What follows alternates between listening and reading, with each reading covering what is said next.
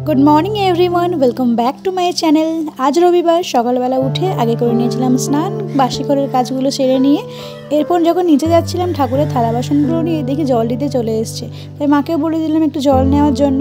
আমি ঠাকুরের বাসনগুলো ধুয়ে নেওয়ার পর চলে এসেছিলাম ছাদে। দেখো শ্রাবণের ধারায় কি সুন্দর গাছগুলো প্রাণবন্ত হয়ে উঠেছে। কাছ থেকে দেখাই একটু কি সুন্দর লাগছে না এই ঘাস ফুলটা। নতুন বৃষ্টির জল পেয়ে কি সুন্দর গাছগুলো বেড়ে উঠেছে দেখুন। আর গোলাপি রঙের জবাটা কি সুন্দর ফুটেছে। আজকে 3টে জবা ফুল ফুটেছিল আর এই হলুদ রঙের ফুলও ফুটেছিল 3টে। আর গাছে দেখুন কতগুলো কুঁড়ি এসেছে। প্রত্যেক দিন এখন প্রায় 6-7টা করে ফুল দিচ্ছে এক একটা গাছে। আর এই আমার চেনা ফুলটা নয়নতারা কি সুন্দর লাগছে না। এবার আমি ঠাকুরের পুজোর জন্য একটা একটা করে ফুল তুলে নিচ্ছি। গাছের মধ্যে এই বৃষ্টি জলের ফোঁটাগুলো পড়ে দৃশ্যটাকে আরও অনেক সুন্দর করে তুলেছে।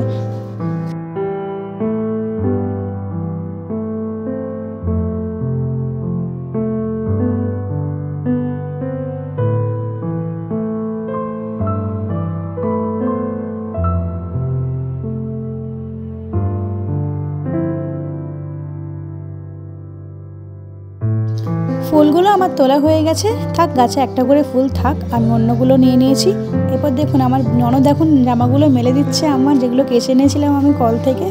তারপরে নিচে এসে ঠাকুরের পুজো দিয়ে দিলাম। দেখুন ফুলে ফুলে ঠাকুরের আসনটা কি সুন্দর ভরে গিয়েছে আর দেখতেও অপূর্ব লাগছে। পুজো দিয়ে ছাদে আসার পর দেখি জামাকাপড়গুলো মেলে দিয়েছে। আর যে কটা জামাকাপড়ও ধরাতে পারেনি সেগুলো আমার জন্য রেখে দিয়ে গিয়েছিল ছাদে, সেগুলো আমি মেলে দিলাম। তারপর নিচে গিয়ে মা ডিম ভাজা করে দিয়েছিল, ডিম ভাজা দিয়ে একটু মুড়ি খেয়ে নিলাম। মুড়ি খেয়ে নেওয়ার পর আমি, মা আর আমার ননদ দিশা গল্প করছিলাম আমরা। আর যেহেতু আজকে ছিল রবিবার তাই বাড়িতে তো মাংস হবেই। এদিকে আমাদের মুরগির মাংস রান্না হচ্ছে আর আমি দাঁড়িয়ে আছি আর ভিডিও করছি মায়ের পাশে দাঁড়িয়ে দাঁড়িয়ে।